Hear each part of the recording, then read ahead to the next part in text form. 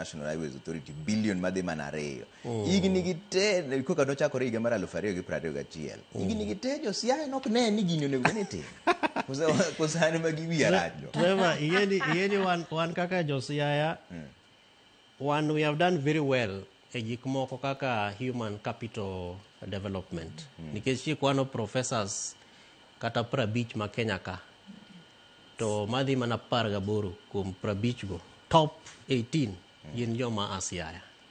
But the challenge mantie en gima niluongo ni politics and development nikech kata na wuon asebedo e gik ma waluongo ni kata Siaya Professionals Forum, wasebedo e migepe mopogore opogore kata sectors mopogore opogore including mag jo policy governance etc.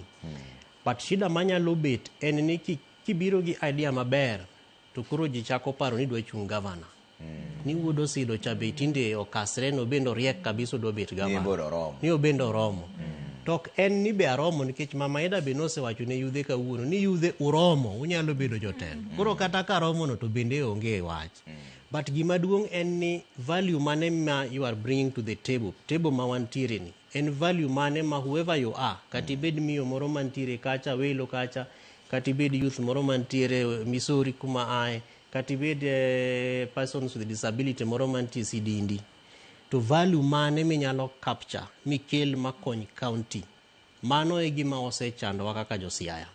Omiyo kata weche mag bridge, yok ni jo Siaya ok ne, emna ni luoro mar ni to kiwacho ni bridge ni dak walose kata ndiko barua ni chief officer gi director mar public works kata infrastructure ni to bridge moro ntie kamarach to namo mi ok lose tinge ni koro gino be samoro ji nyalo will ni you are part of the all sovereign power cha kech teko te mar sirkal mar county no ni elweti ka ene mimi jogo thuolo no koro ng'eny ne jopiny bende sometimes giluor nikech be nyalo kata mana orni guns ni kori lokri ni ndiko barua ni mondo los bridge ndiko kakanga to king'iyo counties mamoko kaka chiemoro na dhi limosiep na moro Kasarani police station to ne koth chwe tayudo ka police station okethre ma pi is all over to within a short time to gima muoch mar choni luongo nango pipes mikete ndaragi o blow up so the trash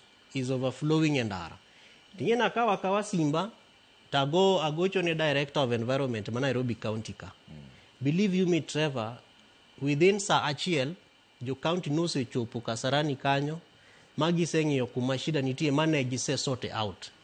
Masani for those ma odak Kasarani king'iyo kata kikale bathna tibedo ka tingni madongo puro kanyo kendo they are redoing the whole tunnel mar trash ni nikech giwacho ni gini noger higni mang'eny mokalo. Koro capacity mar jo piny osehingo pipe manokit. Koro nyaka wagol maka mondo wachak waket moko madongo manyien mantiere gi tajiditi motegno. To mano gima kidhi kaluo koni obed Migori kata kumiae obed Kisumu ni in kori ini penyo kakanga pesa mane ma in go madang los nwa godo bridge to giwil ni kawanyalo sumo rieko from everyone. Emomiyo wajanyiso wakata mana governors wa embrace gimilongo ni community town hall. Sama koro in gi gimoro midwa ni mondo pass ne jopiny.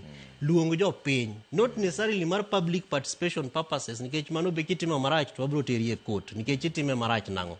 To chik to wacho nyaka itime maber. But kar mondo idhi go siasa e liel kata itim gik development e gini ne rus.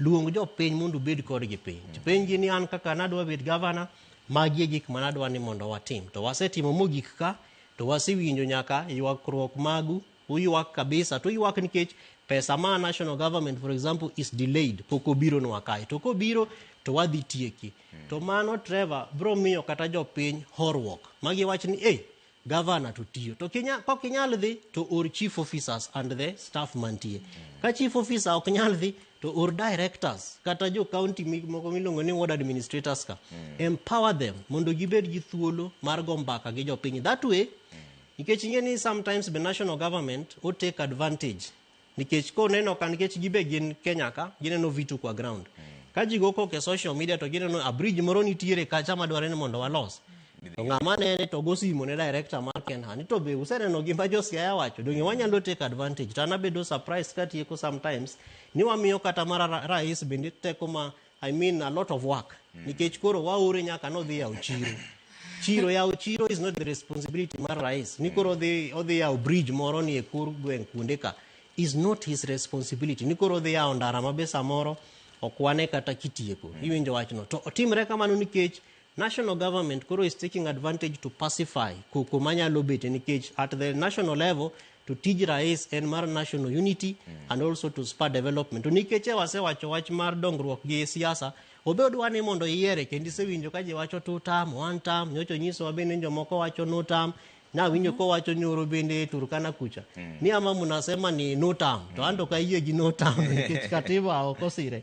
But mano emomiyo koro rais take advantage gi gigo matimre kwa ground. To ka governor nyalo take advantage kata gibedo gi toll free numbers maka gimoro ok timre maber to ji ioro message kacha. Ema kaka jok moko ma jotelo kaka Babu Owino, that is the mechanism magitiyogo.